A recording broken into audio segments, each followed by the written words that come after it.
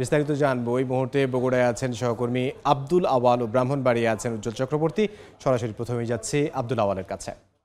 জেলা বগুড়া সদর, শাহজাহানপুর এবং শিবগঞ্জে ব্যালট পেপারের মাধ্যমে সকাল ৮টা থেকে একযোগে আজকে ভোট গ্রহণ শুরু হয়েছে এবং বিকেল 4টা পর্যন্ত কিন্তু বিরতিহীনভাবে এই ভোট গ্রহণ চলবে। দর্শক, আমরা এই মুহূর্তে দাঁড়িয়ে আছি বগুড়ার শিবগঞ্জ উপজেলার সেকেন্দাবাদ ডিএস দাখিল মাদ্রাসা কেন্দ্র। এটি মহিলাদের জন্য একটি ভোট কেন্দ্র। আপনারা দেখতেই পাচ্ছেন যে এই ভোট কেন্দ্রের দ্বিতীয় তলায় মহিলারা কিন্তু সারিবদ্ধভাবে তাদের ভোটাধিকার প্রয়োগ করছেন এবং আমরা এই সকাল থেকেই বগুড়া সদর, শাহজাহানপুর এবং শিবগঞ্জ তিনটে উপজেলাতেই ঘুরেছি।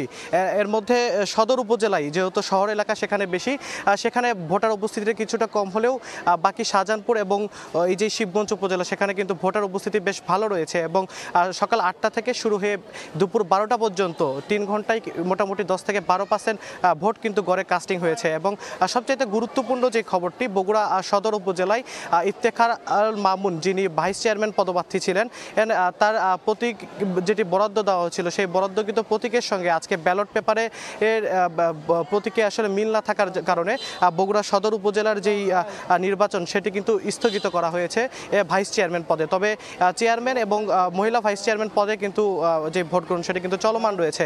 এছাড়াও বগুড়ার শাহজাহানপুর উপজেলায় এখন পর্যন্ত বিচ্ছিন্ন কিছু ঘটনা ঘটেছে এবং সেখানে আনারস মার্কার যিনি প্রার্থী সাজিদুর রহমান শাহিন তার আর কিছু সমর্থককেও কিন্তু আটক করা হয়েছে। এছাড়াও বগুড়া সদর উপজেলায় যেই 3 জন প্রার্থী রয়েছেন যে চেয়ারম্যান পদে, তারা কিন্তু একে অপরের বিরুদ্ধে পাল্টাপাল্টি অভিযোগ করেছেন তাদের এজেন্টদেরকে কেন্দ্র থেকে বের করে দেওয়ার। তো নির্বাচনের সর্বশেষ খবরাখবর আরও জানতে চলে যাচ্ছি ব্রাহ্মণবাড়িয়ায় সহকর্মী উজ্জ্বল চক্রবর্তীর কাছে।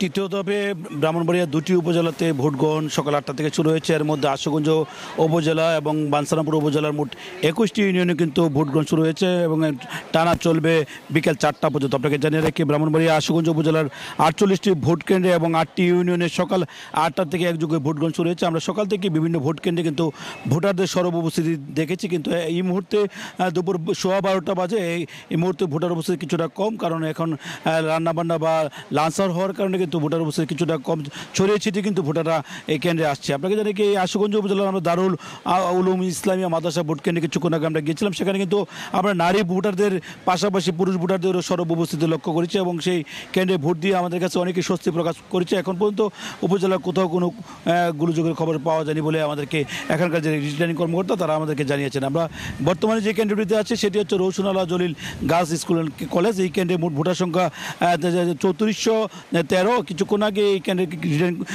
প্রিজাইডিং কর্মকর্তার সাথে আমি কথা বলেছিলাম, তিনি আমাদেরকে জানিয়েছেন মোটামুটি প্রায় 17 থেকে 18% ভোট এখন পর্যন্ত কাস্ট হয়েছে।